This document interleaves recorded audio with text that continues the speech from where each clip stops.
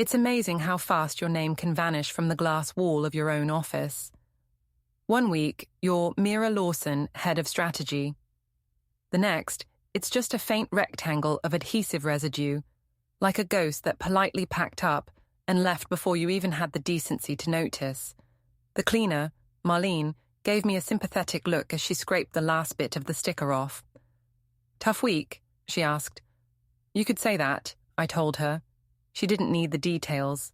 In our building, everyone already knew. Before we dive deeper into this story, I have one small request. Please subscribe, drop a like, comment, and hit that hype button to boost this channel so more people can discover these incredible Reddit stories. That morning, I'd walked into the boardroom wearing my favorite navy blazer, the one with the subtle silver buttons. The kind that says, "I'm in control," without shouting it. The mahogany table gleamed, 12 executives lined up on either side, and at the far end sat Charles Lawson, my father-in-law and chairman of Lawson Dynamics, wearing that expression he'd mastered over decades of polished intimidation. The one that looked like a smile from far away, but up close could slice concrete. He began the meeting with an overly polite cough. "Let's get to the main point," he said, glancing at me over his glasses. "Mira, your performance metrics have been concerning. The board has reviewed the last quarter, and we've agreed that the marketing direction under your supervision has not met expectations." I almost laughed. Our marketing direction, the campaign that had boosted engagement by 30%, the one they'd plastered all over their investor brochure last month. But that's the thing about power. It changes the definition of results depending on who's holding the ruler. "I wasn't aware 30% growth was concerning," I said, my voice calm, clipped. Years of boardroom diplomacy had trained me to sound like I was smiling, even when I was practically chewing through my own patience. Charles steepled his hands. "Numbers are only part of the story. Leadership presence matters. Perception matters." Translation: "You don't belong at this table anymore." Across from me, Liam avoided eye contact. My husband, my so-called partner. He was busy pretending to read a sheet of numbers upside down. The same man who, 2 years ago, told me I was the brain of this company. Now he couldn't even look me in the eye. When Charles finally said, "You're out," it was delivered like an afterthought. A single slice of air, neat and cold. The board members nodded in silent compliance. No one argued. No one even pretended to hesitate. I gathered my papers, slow and deliberate. "Of course," I said. "Wouldn't want to trouble the narrative." Charles smirked. "Good. We wish you the best in whatever comes next." "Sure," I said. "Maybe I'll start a book club for displaced geniuses." The room stayed quiet, except for the faint shuffle of Liam's papers. As I reached the door, Liam finally looked up, his face a careful mask of regret and cowardice. He slid a folded note toward me. I picked it up without pausing. "There's a shelter down the street," it said. I didn't react. Not then. I folded it back neatly, slipped it into my blazer pocket, and smiled like I'd just been handed a dinner invitation. Then I walked out, each heel tap deliberate enough to echo. Outside, the office buzzed with its usual Friday rhythm. Phones ringing, assistants pacing, someone laughing too loudly near the espresso machine. Life went on. I passed my reflection in the glass doors, calm, composed, hair still perfect, and thought, if they expect tears, they're not getting them. I don't cry on command anymore. By evening, the message had already spread across the neighborhood like wildfire. I could almost hear the whispers passing through hedges and mailboxes. Mira Lawson got fired. Apparently, she had a breakdown in the meeting. Did you hear Liam's father kicked her out? So tragic. Suburbia thrives on tragedy, preferably someone else's. The next morning, during my jog, 2 neighbors pretended not to see me while discussing hydrangeas at top volume. I gave them both a cheerful wave. Nothing ruins gossip like refusing to play the victim. At home, the silence had texture. My key still worked. For now. The kitchen smelled faintly of the citrus cleaner the housekeeper used, and there was a mug by the sink with lipstick on it. Not mine. Pale pink, not my shade. The kind Julia wears.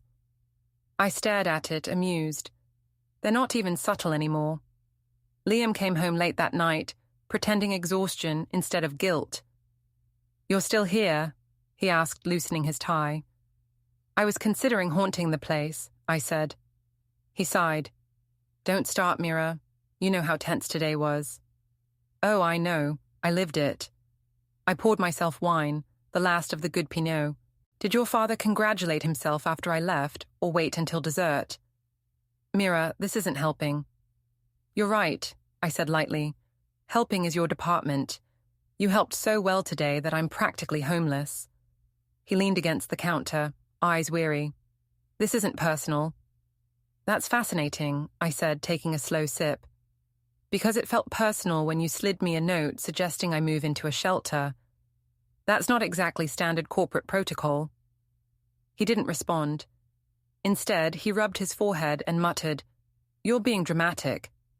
I smiled. "No, I'm being observant. There's a difference." He left the kitchen, muttering something about needing space.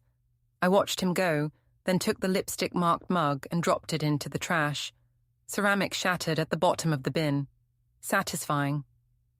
Later, as I lay awake, the house creaked in the dark. The air conditioner hummed like a lazy insect. I kept replaying the moment in the boardroom, the way everyone avoided my eyes, the smirk on Charles's face, the silent betrayal in Liam's. It wasn't heartbreak. It was data. Cold, useful data.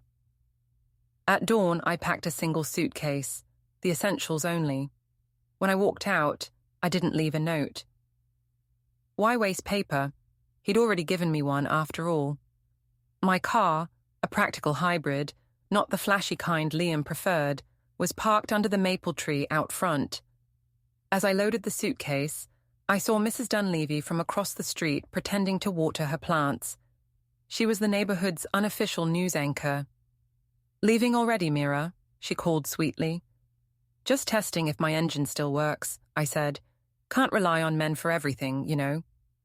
Her mouth twitched, not sure whether to laugh or blush. Perfect. I drove to a small motel 20 minutes away, the kind with flickering signs and floral curtains. The manager, a man with kind eyes and too much cologne, handed me a key without asking questions. "You here for long?" "Not sure yet," I said. "Depends on how fast people learn their lessons." That night, I opened my laptop and stared at the Lawson Dynamics homepage. My name might have been scrubbed from the glass walls, but my fingerprints were still all over their future. The patent filing, the documents, the core software, every component I'd built before I was even married. I'd quietly registered ownership under my own legal name, Mira Stanton, before the wedding, a detail no one had noticed because no one ever bothered to check the quiet woman in the corner. Back then, it wasn't revenge, it was habit, a small insurance policy born from instinct. But instincts have a way of becoming prophecies. My phone buzzed. A text from Dana, my lawyer and oldest friend. "Dana, you ready?" Me. "Always." I sent her the signed file granting her temporary authorization over my intellectual property. A quiet move, invisible to most eyes. Then I poured another glass of wine and let myself smile for the first time in weeks. 2 days later, I was scrolling through news headlines on my phone when I saw it. Lawson Dynamics, patent dispute rocks investors. Source claims foundational IP owned by ex-executive. I nearly choked on my coffee, not from surprise but from satisfaction. Timing is everything. By evening, my phone showed 78 missed calls. Liam, Charles, the company's lawyers, even a few board members who had once ignored me at luncheons. I didn't answer any of them. I simply watched the screen light up again and again until the battery surrendered. Outside my motel window, the world went about its usual business. Cars passing, a dog barking, someone laughing 2 doors down. The universe didn't owe me applause. I'd take silence. Silence is cleaner. When the calls finally stopped, I opened my laptop once more. The company's stock was plummeting, investors fleeing like pigeons startled by fireworks. My inbox overflowed with requests for interviews, collaboration offers, congratulatory notes.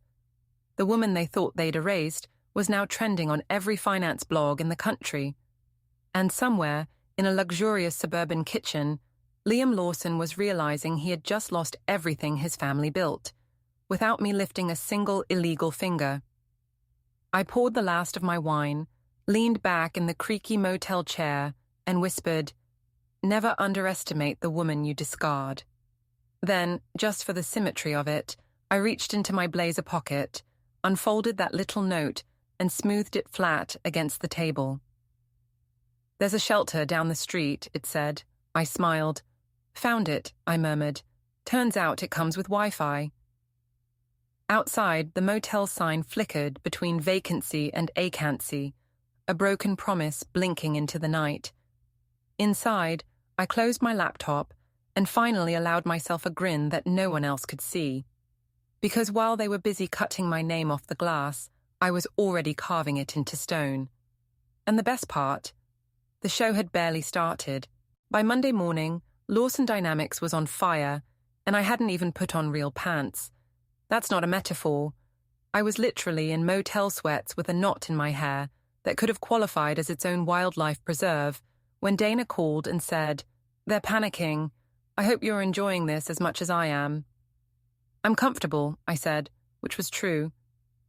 "The towels here feel like they were woven out of chalk, but comfort is a mindset."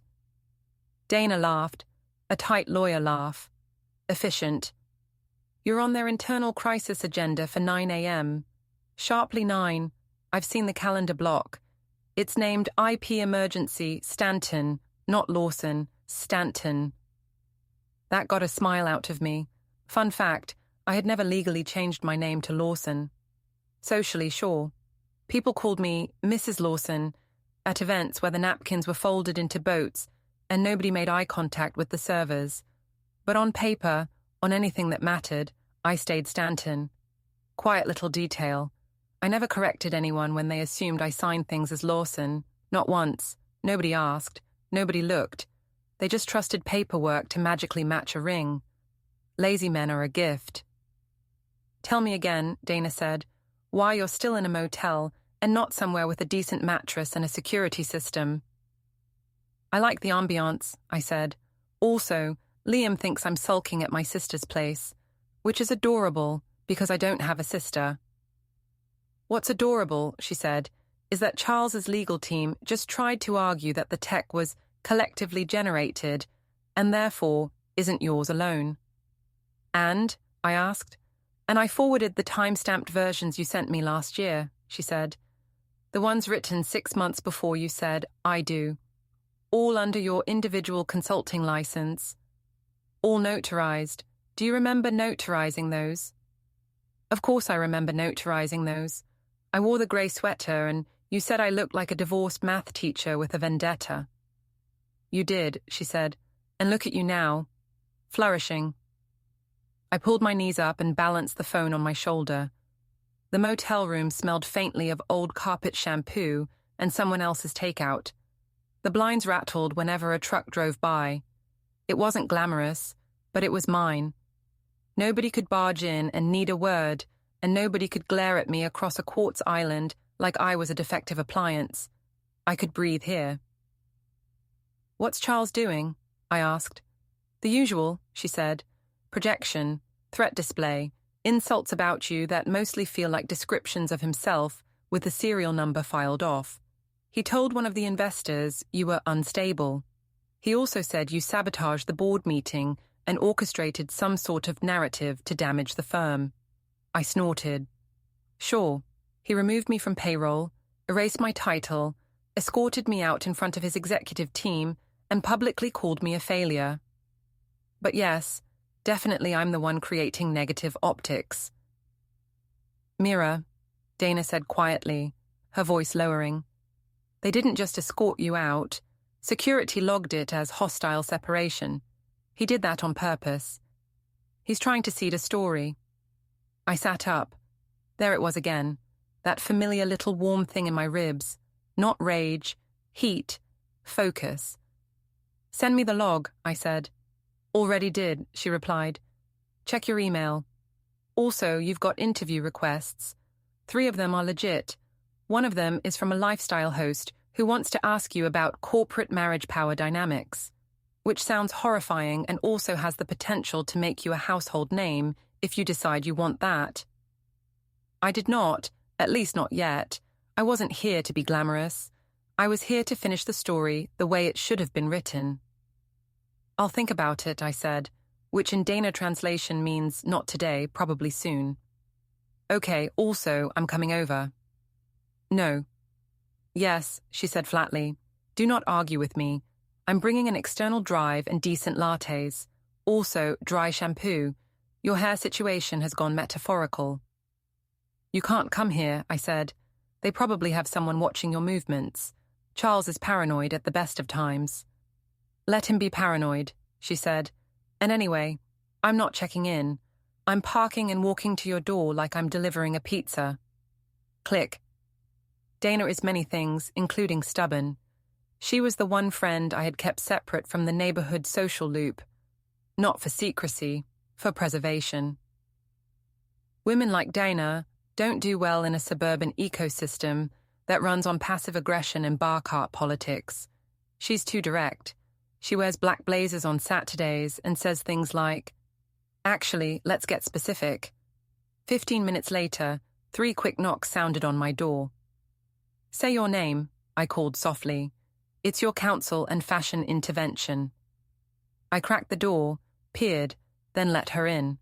She was in jeans, sneakers, and a blazer that probably cost more than my car insurance for 6 months. She placed 2 coffees on the round table by the window and scanned the room. This place is charming, she said. You're a liar, I said. Yes, she said. Drink. We sat. I opened my laptop and she slid a small black drive across the table to me. That, she said, tapping it, is everything you'll need to end them cleanly. I've already ended them, I reminded her. We're in cleanup mode now. They can yell all they want, but the tech is mine. No tech, no product, no product, no valuation, no valuation, no funding, no funding, no company.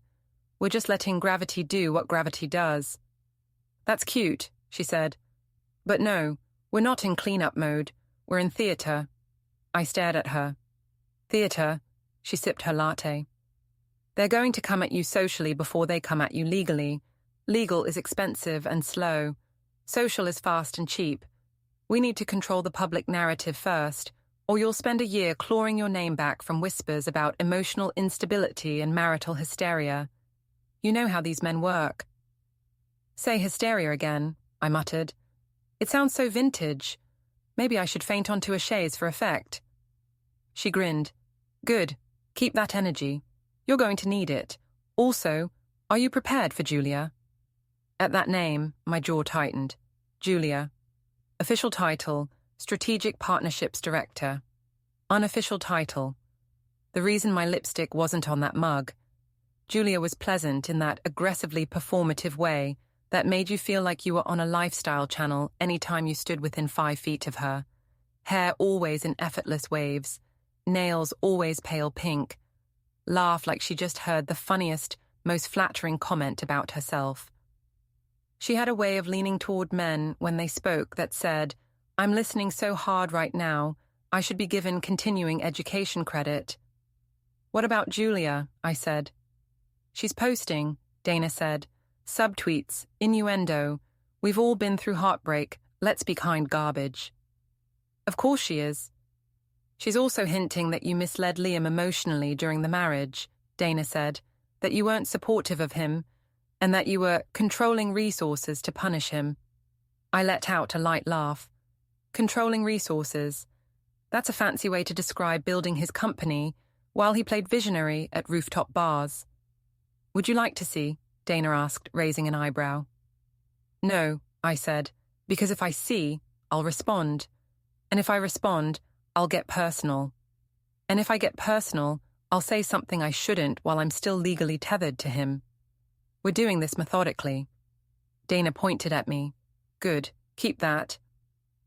I leaned back and swirled the lid of my latte. They thought I was going to crawl away. Of course they did, Dana said. They've only ever seen two models, silent wife or dramatic wife. You're a third option. They have no file for methodical wife who quietly tanks the firm from a motel. I almost smiled. Almost. After she left, I showered, put on real clothes, and drove to our old neighborhood. Technically, I didn't have to. Strategically, I shouldn't have. Emotionally, I absolutely did. I wasn't going to stalk Liam. I wasn't going to confront Julia. I wasn't going to make a scene on the front lawn and hand out flyers. I was going to pick up a set of external drives I'd left in the house office closet and retrieve some printed contracts that I didn't fully trust to leave in his orbit. That was all, simple, clean, no drama. At least, that was the plan. The Lawson subdivision is the kind of place where every house looks custom but follows the same 6 personalities. Farmhouse white, modern black, stone and shutter colonial, etc. The sidewalks are perfectly edged. Sprinklers whisper in the morning. Flags match the season. Packages sit on porches, longer than is technically safe because nobody would dare steal here. The cameras alone could build a short film. I parked 3 houses down to avoid drawing attention and walked up the driveway like I still lived there. When I stepped into the garage, the code still worked. Interesting. I slipped in through the side door and froze. Voices. Not just voices. Laughter. Of course. I moved quietly through the mudroom and paused just outside the kitchen. The smell hit first. Truffle oil and something citrus. My truffle oil. My citrus marinade. Well, score 1 for tradition. She'll calm down, Liam was saying. It's not like she wants to hurt anyone. You know Mira, she's all talk. Interesting statement considering I hadn't actually talked to him since I walked out with my suitcase. Julia's voice floated back, smooth as satin gift wrap. She'll come back when she realizes this is bigger than her. Charles says once she understands the scale, she'll agree to license the tech. We just have to give her space. License the tech. I actually laughed under my breath at that one. They were already softening the vocabulary. Last week, you're out. Today, agree to license. I stepped forward, into view. Julia was at the island, leaning against the counter like she belonged there, wearing one of Liam's old shirts, bare legs, ponytail, easy and smug, like she'd been promoted to interim wife while I was on leave. Liam stood opposite her with an empty glass and a fake tired posture. When they saw me, both of them jerked like they'd seen a ghost walk through the wall. Hi, I said brightly. Cute shirt, vintage, right? Julia straightened. Mira. Wow, I didn't know you were... Alive? I said. Moving? Verbally capable? Yes, I get that a lot. Liam set the glass down. You can't just walk in here. Legally, I said, I can. My name is still on the deed. Speaking of legal, I'll be upstairs for maybe 10 minutes. Then I'm gone. Liam's jaw flexed. He was angry. Not ashamed. Not embarrassed. Angry. That told me everything I needed to know about where we stood. He said, We were going to call you, actually. We've been trying to get in touch. I raised my phone. 78 missed calls. Yes, I noticed. I assumed it wasn't because you missed my laugh. Julia cleared her throat. Mira, I just want you to know there's no anger here. Nobody's against you. We all just want to resolve this peacefully and... I turned to her slowly. Julia. She froze at her name in my mouth. Please don't try to manage me, I said softly. It makes you sound like a junior PR rep. You're smarter than that, right? You don't want to rehearse lines someone just fed you. You want to speak like yourself. That got her. Her cheeks went a little pink. Liam stepped between us. Mira, there's no reason for this to get tense. We're all adults. We can talk about... "Oh, you want to talk," I said. "Great. Let's talk. Let's talk about the note you passed me at the board meeting. There's a shelter down the street." Very poetic. Did you write that yourself, or did your father help with the wording to make sure it hit the right level of staged concern? Liam didn't answer. Julia looked confused. "What note?" "Don't worry about it," I told her, smiling. "You'll get your turn." And then I did what I actually came here to do. I walked past them, straight down the hall, into the office that used to be mine. Someone had already cleared half the shelves. Interesting. My framed awards were stacked in a box like unwanted holiday decor. A small trash bag sat open with shredded paper poking out. They were trying to erase me in real time. I grabbed the hard drives from the closet, slid my contracts and research binder into my tote, and then paused. On Liam's desk sat his keys. Everyone has a weakness. Liam's wasn't anger. It wasn't greed. It was image. The man would rather lose money than dignity.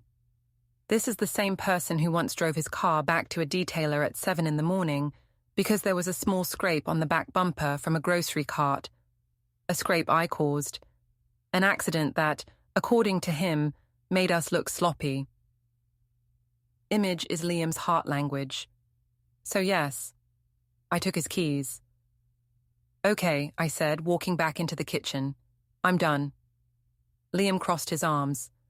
"You're not taking anything from this house that wasn't yours." "Relax," I said. "I'm not taking your protein powder or her hair serum. I'm not even taking the espresso machine that I picked out and paid for, which I will admit hurts a little. You can keep that." He stared at the tote. "What's in the bag?" "My future," I said. "Don't worry, you can't afford it anymore." I slid past them toward the garage door. Julia moved first, stepping into my path like she was auditioning for a scene in some prestige limited series about corporate betrayal. "Mira," she said, "listen, just hear me. We can work this out. You're angry right now, but later—" I leaned in close enough for only her to hear. "Julia," I whispered, "later you're going to wish I only took the car." Her eyes widened. "What?" "Oh," I said, backing away with a pleasant smile. "Did he not tell you? He really should have told you. I'm technically still on the insurance. That beautiful silver convertible outside, the one you've started calling yours in front of your friends. It's under my oversight. Isn't that fun?" Her mouth opened, closed. She glanced at Liam. Liam blanched. "Mira, don't." "Relax," I said, mimicking his own voice from 2 minutes ago. "We're all adults." I clicked the garage opener on the wall. The door rumbled upward. Sunlight slid over the polished hood of Liam's car. He really did keep its showroom clean. Credit where it's due. I walked around to the passenger side and, very calmly, with absolute clarity, dragged my house key in a neat, decisive line from headlight to taillight. Now. Pause here. Was that petty? Yes. Was that emotional? Yes. Was that technically illegal? No. My name, still on the insurance, still on the title. Marital property. I checked. Dana confirmed. Petty within limits, she called it. Behind me, Julia sucked in a gasp. Liam lunged forward like I'd just set fire to his firstborn. "Mira, what is wrong with you?" "Oh, relax," I said, tucking his keys into his shirt pocket as I walked back past him. "It's just perception, right? Perception matters. That's what your father says." I brushed imaginary lint off his lapel and smiled up at him. "Now you look like the kind of man who can't keep his house or his company under control. That's going to play fantastic on camera." His jaw worked. Julia stood frozen, staring at the long silver groove across the car door like it was some kind of omen. I opened the interior garage door and stepped back into the house, stopping in the doorway just long enough to look at both of them. "You two have a nice afternoon," I said, all sunshine. "Hydrate. Use SPF. Tell Charles I'll be in touch through legal channels only. Oh, and if either of you tries to hint online that I'm unstable, I'll post the recording of you calling his father ancient oatmeal and saying he doesn't understand the tech. That would be unfortunate for you at the next board vote, wouldn't it? Julia went pale. Liam sputtered. You recorded us? I tilted my head. No, I recorded me, my house, my devices. State law allows single-party recording. You really should read those onboarding packets you make interns sign. Silence. Real silence this time, not fake tense silence. The good kind. The kind that says, oh. She's not bluffing. I walked to my car without looking back. When I got to the end of the street, I pulled over and sat for a minute, hands resting on the wheel, breathing steady, not shaking, steady. That's when I saw her. Across the cul-de-sac, half hidden behind a trimmed boxwood hedge, was Claire Whitman. Claire was the subdivision's social weather app. She knew whose sprinkler guy was overcharging, who was considering private school, and whose spouse had started working late. Claire also had a group chat with, conservatively, 9 other women in a circle within walking distance. If you sneezed on this block, 3 group chats blessed you before you got back in the house. She waved at me, eyes wide, mouth already forming questions. I rolled down my window. Mira, she called softly, like I might vanish if she spoke at full volume. Morning, Claire, I said. Cute dress. New? She blinked. Is everything okay? Perfect, I said warmly. Just picking up what's mine. Her gaze flicked past me toward the Lawson driveway. She had heard something, maybe not the exact words, but tone carries in a quiet street. This neighborhood misses you, she said, voice syrupy and strategic. Translation, we are already talking about you. I'll be around, I said. That was all she needed, a thread to pull, a quote to place like seasoning into the chat cauldron. I could practically feel the air shift. Perfect. By the time I got back to the motel, Dana had texted 3 times and called once. I answered. Tell me something good. She didn't make me wait for it. Charles just scheduled an emergency investor call for this afternoon, she said. Topic line, clarification of IP ownership. We both know he can't clarify anything without your consent. Correct. Also, she said, sounding almost gleeful, an industry blog just ran a piece calling you the real architect behind Lawson Dynamics' core platform. Their words, not mine. Architect. Nice, right? I smiled slowly. Send me the link, I said. I'm going to frame the headline and hang it right where my name used to be on that wall. You're not serious, Dana said. Oh, I said. I'm extremely serious. I set the phone down and looked at the little motel table. On it sat my laptop, Dana's drive, my tote with the binder, 2 coffees, and, face up, that small folded note. There's a shelter down the street.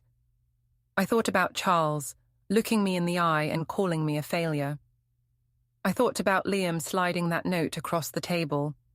I thought about walking out without a word while 12 people watched me, like I was already gone. And then I pictured Charles on an investor call, trying to explain how the so-called failure turned out to be the only person legally allowed to greenlight the company's signature product. Here's the funny part. No one tells you. Revenge isn't loud at first. It's patient. It's logistics. It's itemized and notarized and triple-signed. It's you in a motel that smells like old carpet, holding the match while the people who mocked you start building their own pyre out of panic. And I wasn't done. Not even close. By Wednesday, the neighborhood had turned my life into its favorite streaming series. At the grocery store, Mrs. Carpenter from 3 houses over, accidentally, blocked my cart to whisper, "You're holding up beautifully, dear. I always said you had such composure." Translation, we've been dissecting your life over organic strawberries all week. I smiled sweetly. Thanks, Barbara. Composure is cheaper than therapy. That night, Dana texted me a link to a gossip site. The photo at the top showed Liam and Julia stepping out of his car. My car, still bearing the thin silver line I'd left as a signature. The caption read, Lawson Air, seen rebuilding after company shakeup. The article itself was mostly speculation, written by someone who clearly thought rebuilding meant taking long lunches with the woman who helped dismantle your marriage. I should have been furious. I wasn't. Fury was too small for what this had become. Charles's empire was unraveling in real time. 2 investors pulled out publicly, and one had leaked an email thread suggesting that the board had ignored my research. Dana called every morning with updates delivered in her courtroom precise monotone. They're holding emergency sessions. Charles hasn't slept. Liam's blaming Julia. Julia's blaming stress. The CFO is pretending he doesn't exist. I just listened, notebook in hand, jotting details. Not because I needed proof, Dana had that covered, but because writing it down made the absurdity tangible. My handwriting had become my own personal scoreboard. Then came the brunch invitation. Claire Whitman, my hedge-watering neighbor turned suburban news anchor, had decided to host her Welcome Spring Ladies Brunch. She texted like she was defusing a bomb. Claire: "Hi, Mira. We'd love for you to come. Everyone misses you. Just a small group, mimosas and muffins." A small group meant 12 women, 1 table, and enough passive aggression to power the grid. I almost deleted it. Almost. Then I thought about Charles telling investors I was unstable. I thought about Julia's soft-voiced posts about moving forward with grace. And I decided that brunch sounded perfect. When I arrived, the air smelled like lilacs and performance. The table sparkled with matching plates, the kind that said, "I have time to curate my domestic image." Claire met me at the door with a smile stretched tight enough to creak. "Mira, you look radiant," she said. "I moisturize with lawsuits," I said. She laughed a little too loudly and ushered me in. Everyone turned. Conversations paused, just long enough for a collective inhale. 12 sets of eyes evaluated my outfit, my posture, my expression. I could practically hear the collective brain hum. Does she seem okay? Has she snapped? Should we take sides? I took the seat right in the middle of the table. "I hope I'm not intruding," I said. "I heard there'd be carbs." The first few minutes were polite, brittle chatter. Then Claire, bless her orchestrating heart, dropped the bomb she'd been holding. "So, Mira," she said, her tone feigned innocence, "it must be so difficult seeing your company in the news." I looked up from my muffin. "Oh, not really. I always liked watching people mismanage assets. It's educational." 2 women coughed into their napkins. Another, Jennifer, the HOA treasurer, leaned in. "But surely you didn't expect all this? The media attention, the chaos?" "Expected," I said. "I planned it." The silence that followed was pure oxygen. For the first time in weeks, I felt alive. When brunch ended, I made sure to leave one perfectly vague sentence behind. "You know," I said casually as I reached for my coat, "truth has such good timing when people underestimate you." By the time I reached my car, I knew that line would ripple through the neighborhood like perfume in summer air. The next day, Liam showed up at the motel. He didn't knock right away. I saw his reflection in the window, shifting from foot to foot like someone trying to choose between apology and manipulation. Finally, 3 soft knocks. I opened the door halfway. "Bold of you," I said.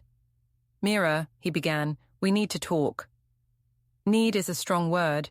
You're welcome to request." He looked rough, tie gone, jacket wrinkled, eyes red-rimmed. "You've made your point. Everyone's talking. My father's furious. Julia, I interrupted, is irrelevant." He hesitated. "You can't keep this up. You're humiliating us publicly." "Incorrect," I said. "I'm merely existing publicly. The humiliation is self-inflicted." He exhaled, pinching the bridge of his nose. "I'm asking for reason, Mira. We can negotiate. You get recognition, some money." "Some money?" I repeated softly. "You're offering me fractions of what I created." "You can't hold the patent forever," he said, desperation leaking through his carefully rehearsed tone. "The firm is collapsing. You're dragging everyone down." "Everyone," I echoed. "Fascinating word choice. You mean you, your father, and your weekend motivational partner?" He flinched. That's not fair. I laughed. Fair left when you handed me a note suggesting I check into a shelter. He stepped closer. You're angry. I'm strategic, I said. There's a difference. One fades, the other builds empires. For a moment, he just stared. I saw recognition flicker, finally realizing the woman he'd dismissed was the same one who'd built the foundation beneath him. Then his phone buzzed. He checked it, face tightening. We'll talk again, he muttered, already half turned away. Of course, I said. Bring your father next time. Maybe Julia can take minutes. When he left, I closed the door and leaned against it. My hands weren't shaking. They were steady, calm, purposeful. Dana called 10 minutes later. Congratulations, she said. The firm's stock froze, trading suspended. You officially hold the only intellectual property they can't use without your consent. I stared at the window, watching raindrops trace tiny rivers down the glass. Then it's time to show them what happens when a woman stops asking permission. That evening, I returned to the neighborhood again, just before dusk, when sprinklers hissed and everyone pretended they weren't peeking through curtains. I parked across from Julia's sleek townhouse. In her driveway sat the replacement car, glossy white, polished like her smile. I didn't damage it, I didn't have to. I simply slid a printed page under her windshield wiper. It was a copy of the property transfer notice for the patent, public record now, stamped and final. In the corner, I'd written a note, perception matters. Then I left, quiet as mist. The next morning, a text from an unknown number arrived. Unknown. What do you want, Mira? Please, let's end this. I didn't answer. Sometimes silence is the loudest move of all. At noon, the news cycle shifted again, this time to me. The headline read, Marketing Visionary Behind Lawson Collapse Emerges as Innovator. The article framed me as a genius strategist who'd been sidelined by an old-guard corporate culture. For once, they weren't wrong. In the final paragraph, the journalist quoted me from a recent message I'd sent to an industry colleague. Never underestimate the woman you discard. I hadn't intended that line to go public, but seeing it printed in bold felt satisfying. It wasn't revenge. It was record-keeping. By sunset, the suburb was alive with whispers. People pretending to walk dogs lingered near driveways. Curtains fluttered at the sight of me returning to my car. The air buzzed with the sweet electricity of shifting allegiance. Inside my motel room, I poured a glass of mediocre wine and watched the light fade. My laptop pinged with notifications, interview requests, partnership offers, one from a competitor eager to license my patent on my terms. The message preview glowed on screen. Subject, collaboration proposal, full ownership retained by Stanton. I closed the laptop. For the first time, the quiet felt earned. Tomorrow, I'd accept. Tonight, I just sat with it, the knowledge that every perfect lawn, every polite smile, every whisper behind hedges now carried my story. And I hadn't shouted once. Some victories don't need applause. They just need to echo. 3 days after the article broke, the subdivision was humming like a beehive with too much caffeine. You could practically hear gossip vibrating under every porch light. Someone had even started a private Facebook group called Lawson Dynamics Watch Party. I knew because Claire accidentally tagged me in one of her comments. She claimed she'd meant to message someone else, which was the digital equivalent of whispering in the wrong ear on purpose. I didn't mind. Let them speculate. I'd given them better content than their reality shows. Dana came by with takeout and a grin sharp enough to slice through aluminum. You're officially trending, she said, setting a paper bag on the table. And not in a pity way. You've become a cautionary tale for anyone who thinks partnership equals ownership. Did you just quote a podcast? I asked. Yes, she said, and you're the guest next week. Congratulations. They want to call the episode The Quiet Architect. I blinked. They're making me sound like a mysterious building. Exactly, she said. That's the appeal. We ate pad thai straight from the cartons while she walked me through the next phase. The firm was in free fall, but Charles wasn't finished fighting. He'd started calling in favors, whispering to reporters that I'd taken advantage of marital trust. He was trying to frame it as emotional sabotage instead of contractual competence. Classic. They're hiring a crisis PR consultant, Dana said. Former journalist, mean reputation. Perfect, I said.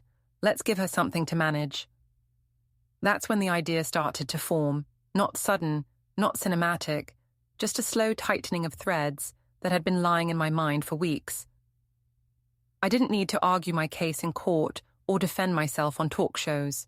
All I had to do was turn their own image machine against them.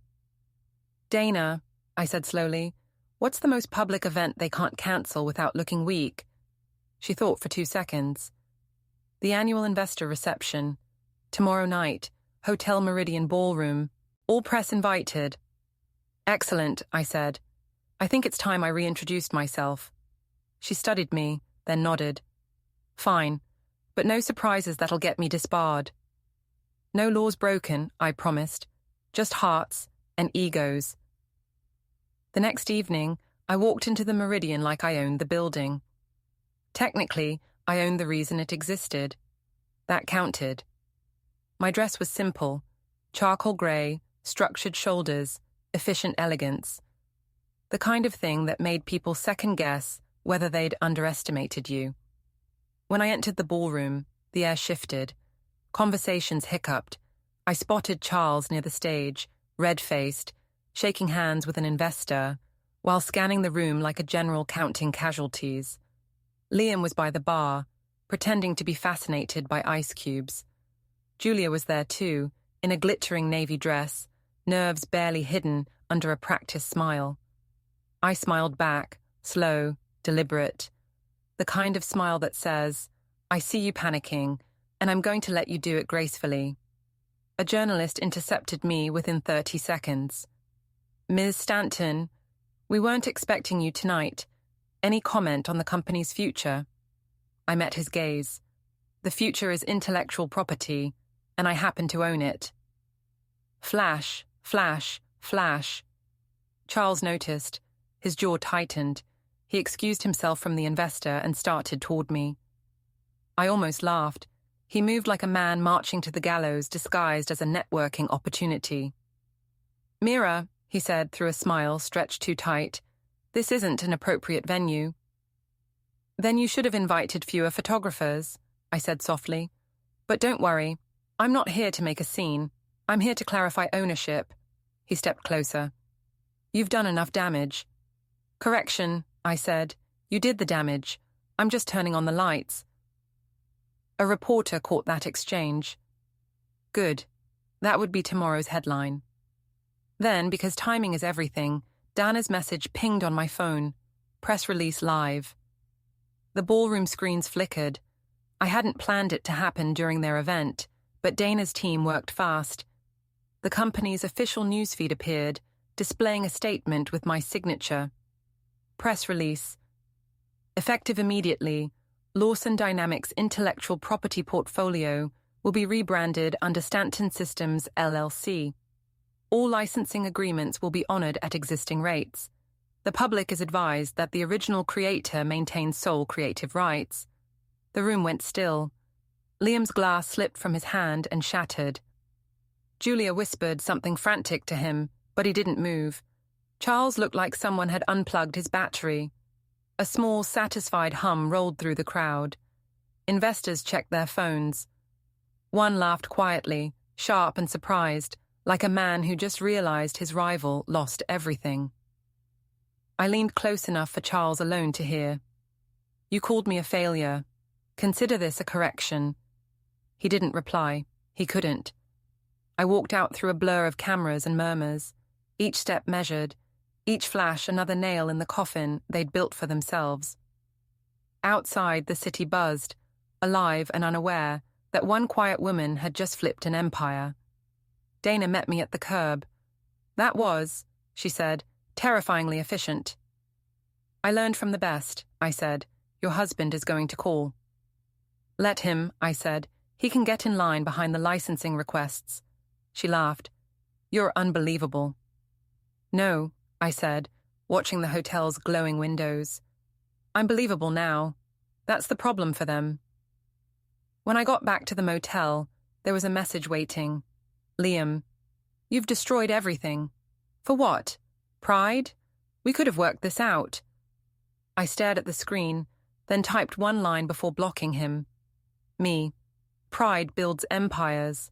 Arrogance burns them. I set the phone down and opened the curtains. The night outside was loud with city light, restless, alive. Somewhere out there, Charles was drafting another statement, Julia was rehearsing denial, and Liam was realizing that power built on borrowed credit always comes due. I poured myself a glass of water, sat at the edge of the bed, and thought about the first day I'd walked into that boardroom. Nervous, hopeful, trying to prove I belonged. I smiled. I'd stopped trying to belong. I'd started to own. Tomorrow I'd move out of the motel. Not because I was running, because I'd won. For now, I just enjoyed the silence, the rare, steady kind that sounds like control. The morning after the investor event, my phone turned into a living creature. It buzzed, blinked, and gasped under the weight of every missed call and congratulatory message. Most were from journalists, a few from former colleagues pretending nostalgia, and one from an investor who wanted to talk about synergy. Synergy is corporate for, we finally believe you. I ignored them all. Instead, I brewed motel coffee, burnt, metallic, perfect, and watched the news. Every network had the same headline in a slightly different flavor. Power shift, Lawson Dynasty collapses as Mira Stanton claims ownership. One anchor even called it the most elegantly executed corporate reversal in recent memory. I took a sip and said aloud, I'll take elegantly executed. Dana called. They're still spinning, she said, half laughing, half exhausted. Charles went on a morning show and said you misunderstood your place in the ecosystem. The host asked if the ecosystem was patriarchal. He froze. Did she really? She did. Then he tried to say you used emotional leverage. I used logic, I said. That's what terrifies them. Dana paused. There's one more thing. The PR consultant quit this morning. Apparently, Julia gave an off-record quote that accidentally went on record. Something about being promoted for morale purposes. Oh, Julia, I said softly. Even sabotage takes training. She's at your old house, Dana continued. Reporters camped outside. They're calling it the Lawson Mansion meltdown. Then it's time I paid a visit, I said. Mira, don't worry, no crimes, just closure. I drove there mid-afternoon, windows down, radio off. The streets looked the same, symmetrical lawns, polished SUVs, the kind of perfection that starts to rot if you stare too long. Claire Whitman's flag was freshly ironed. A for sale sign stood crooked in front of the Lawson property. I couldn't have scripted it better. 2 reporters hovered near the mailbox. I smiled as I walked past. Careful, I said. The sprinklers here are unpredictable. They blinked, recognizing me too late, fumbling for cameras as I stepped inside. The front door was unlocked. Interesting. Julia stood in the kitchen, barefoot, surrounded by boxes and tension. She froze when she saw me. You can't just walk into my former house? I can, I said, and relax. I'm not here to stage another press release. Her eyes flicked toward the window. You've ruined everything. No, I said, taking in the stripped counters, the half-empty wine bottle, the small crack in her confidence. You and Liam ruined everything. I just removed the packaging. She swallowed. You made your point. You don't need to keep tormenting us. I almost laughed. Julia, this isn't torment. This is accountability with better lighting. She moved closer, defiant in that desperate way only people who've run out of defenses can manage. He loved you once. You could have just walked away. Loved me? I said quietly. You think love looks like silence while someone replaces your name on the door? Her mouth trembled. You're cruel. Maybe, I said, but I'm precise. I took a folded sheet from my bag and placed it on the counter. This is a courtesy notice. The company's accounts are frozen pending review. If you are still drawing your consulting stipend through them, I suggest budgeting accordingly. She stared down at the paper, hands shaking. For what it's worth, I added, I did consider letting you walk away quietly. But then you started posting quotes about Grace. That was a mistake. Her eyes flashed. You enjoy this, don't you? No, I said, leaning close enough that she could see her reflection in my pupils. I enjoy accuracy. You helped build a lie. I built the correction. She exhaled sharply. You're proud of this? Yes, I said simply. And you should get used to saying my name at cocktail parties. It'll come up a lot. When I left, I didn't slam the door. I didn't need to. The reporters outside saw my face, saw hers pale in the background, and their cameras did the rest. By evening, the photo was everywhere. The women behind Lawson Dynamics, face to face. They called it the confrontation shot. I called it the finale. Liam texted again that night. Liam, you won. Are you satisfied? Me. Not yet. A minute later, he replied, You destroyed my family. Me. Your family destroyed itself. I just took notes. I turned off the phone.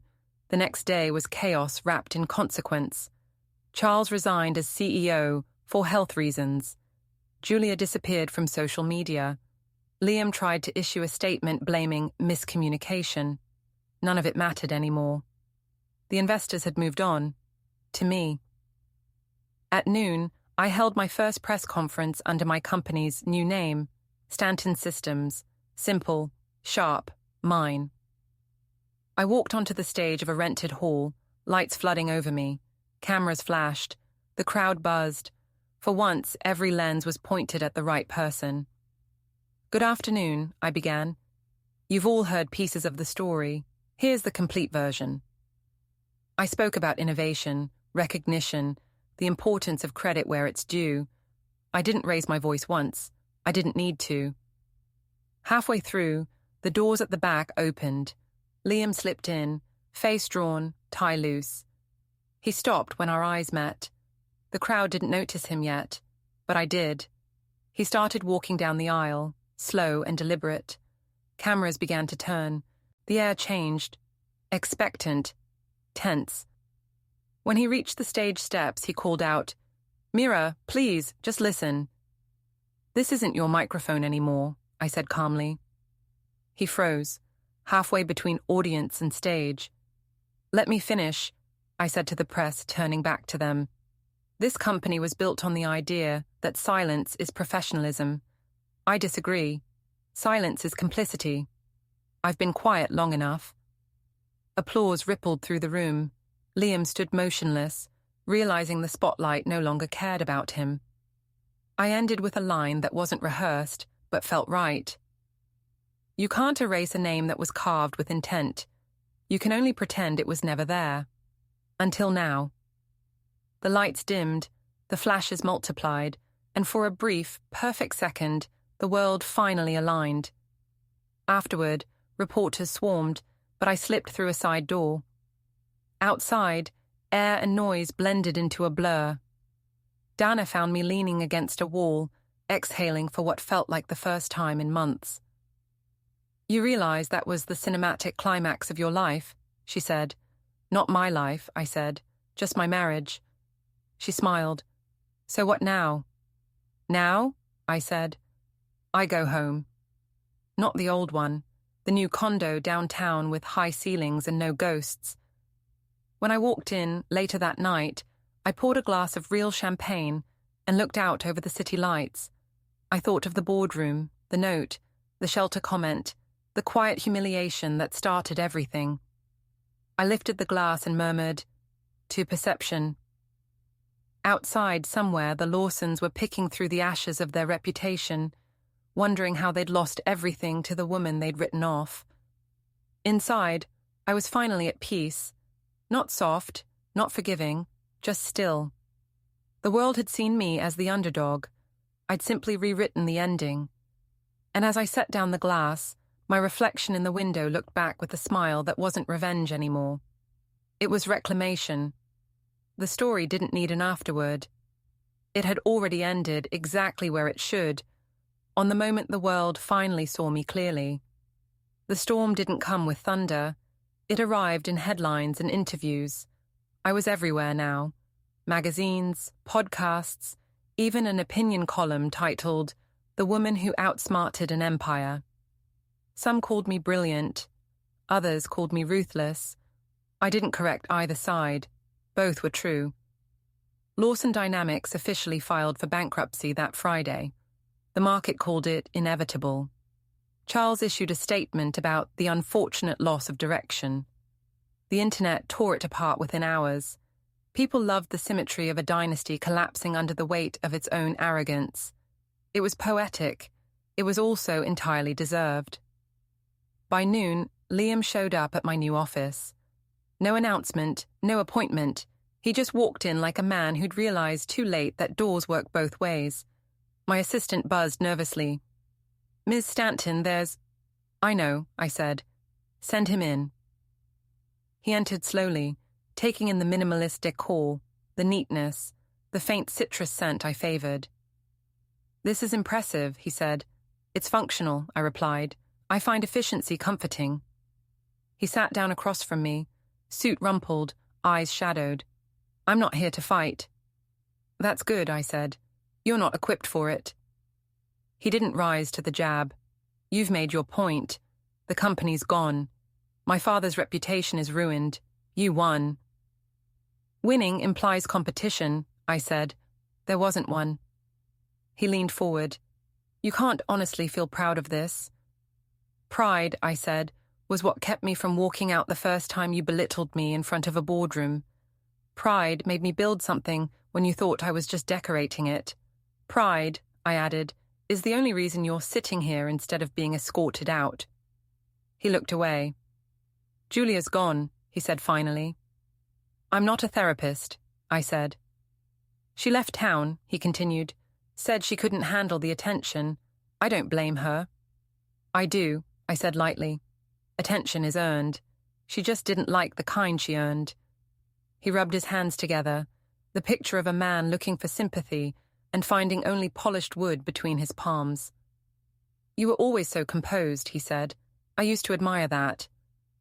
"You mistook composure for weakness," I said. He sighed, staring at the floor. "What do you want, Mira? Honestly. What do you want from all this?" I tilted my head. "For you to understand that when you humiliate someone who builds your foundation, they might decide to pull out the nails one by one." Silence stretched between us. I could almost hear the sound of his old certainty collapsing.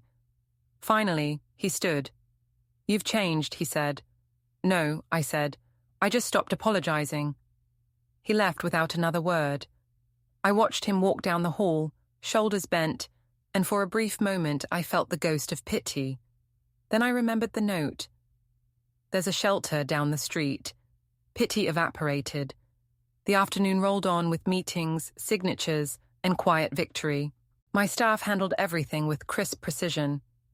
They didn't ask about my past. They didn't need to. My work spoke for itself now. Around 5, Dinah stopped by carrying a stack of contracts and a grin that could have powered the lights. "They've offered full acquisition," she said, "no strings, full credit, and you stay on as CEO." "Of course," I said. "They'd be foolish not to." She set the papers on my desk. "I have to say, you've done something extraordinary. No shouting, no spectacle, just strategy." "I learned that noise attracts sympathy, not power," I said. She laughed softly. "You're going to be quoted for that." "Good," I said. "Maybe someone will finally listen." When she left, I sat alone for a while, watching the city darken outside the wide glass windows. Cars glimmered below, a web of motion. It struck me how different everything looked from this height, not because the view had changed, but because I finally had the right vantage point. I packed up at 7. As I stepped outside, rain started, fine and steady. The kind of rain that cleans rather than ruins. I walked to my car without an umbrella. The cool drops slid across my face like punctuation marks closing the last chapter. Traffic was slow near the Lawson mansion, now half dark and half empty. A moving truck sat in the driveway. Charles stood on the porch, barking orders at a man carrying boxes. Even from a distance, I could see the stiffness in his posture, the final armor of a man who'd lost everything except stubbornness. He looked up. Our eyes met across the wet street. For a moment, time folded. The same man who'd once told me I was out now stared at the woman who'd turned his empire inside out. I didn't wave. I didn't smile. I just watched him realize that his dismissal had been the start, not the end. Then I drove away.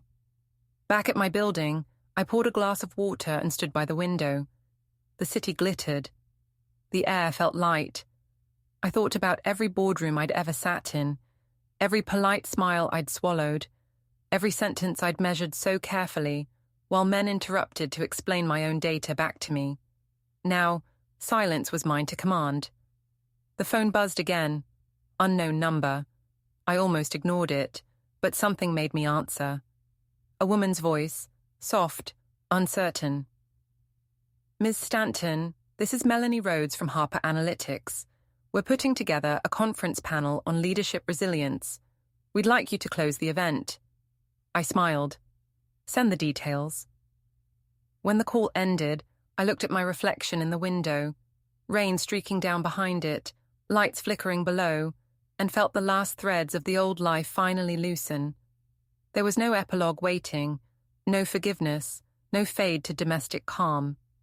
There was only this, a woman who had been told to vanish standing taller than the ones who tried to erase her. Some stories end with peace. Mine ended with clarity. The same clarity that had begun in a boardroom under cold fluorescent lights when a man mistook quiet for surrender. Now, the only thing that glowed against the city's black glass was my company's logo, Stanton Systems. And that was enough.